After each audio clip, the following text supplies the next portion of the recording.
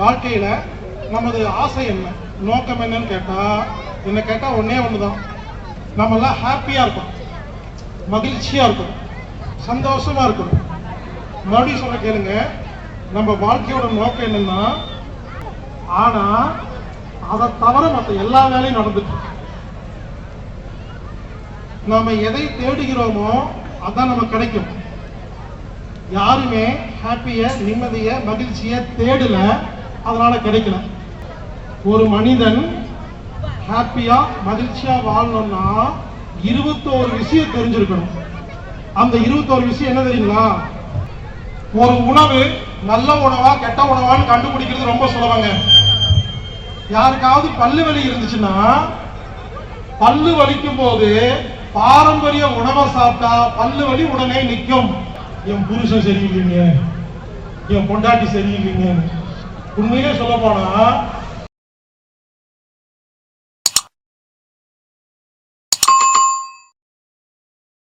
செழிக்கட்டும் விவசாயம்,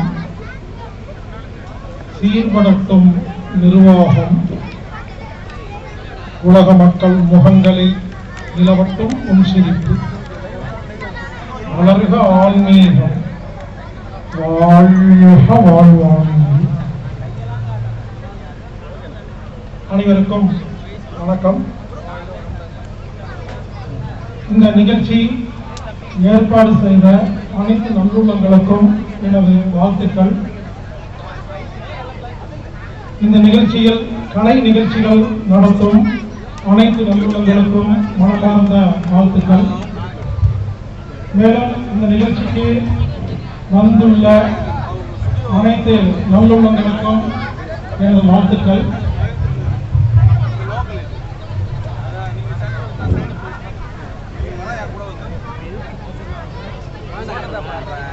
மேலும் இந்த நிகழ்ச்சியில்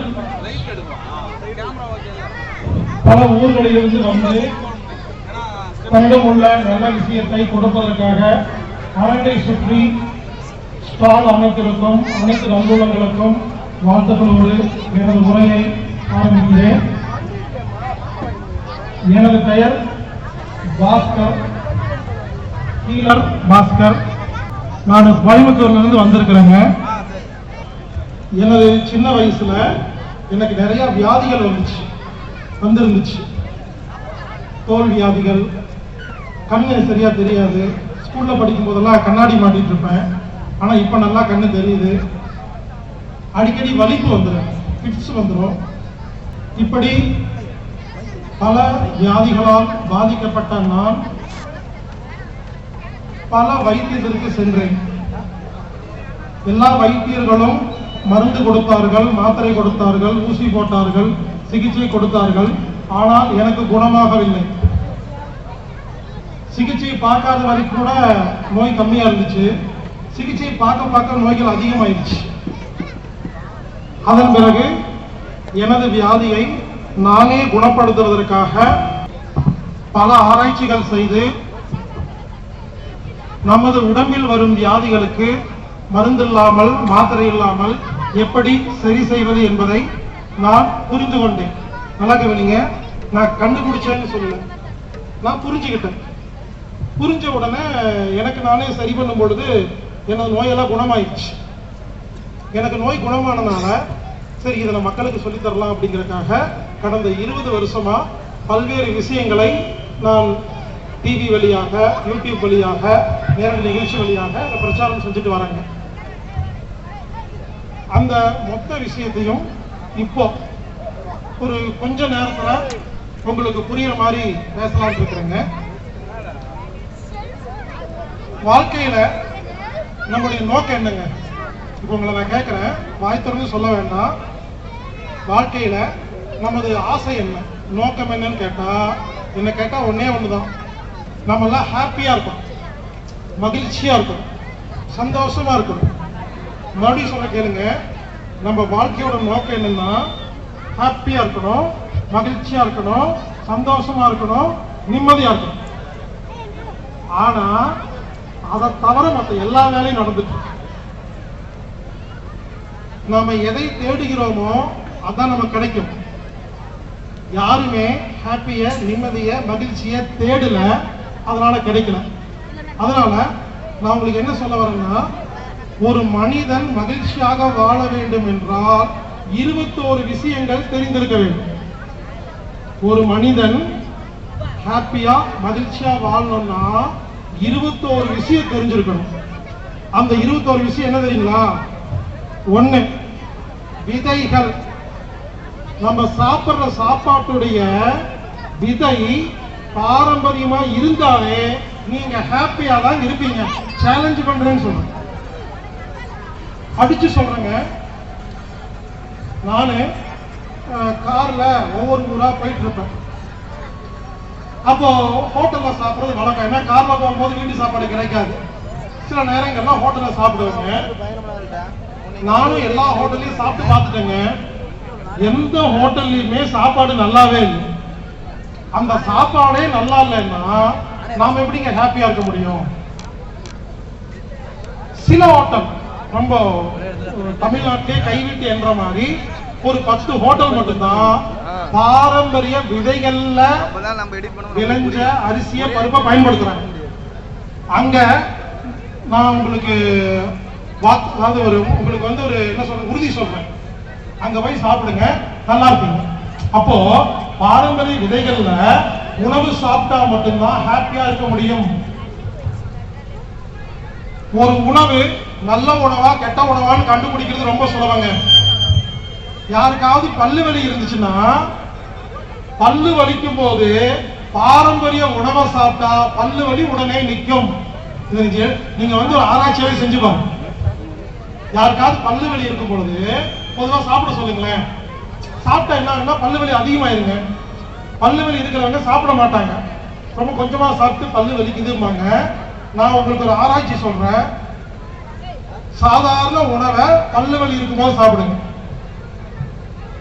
பாரம்பரிய அரிசி, பாரம்பரிய பருப்பு எல்லாமே பாரம்பரிய விதைகளை உருவாக்கப்பட்ட உணவுப் பொருள் தயார் பண்ணி பல்லு வலி இருக்கிறவங்களுக்கு கொடுங்க.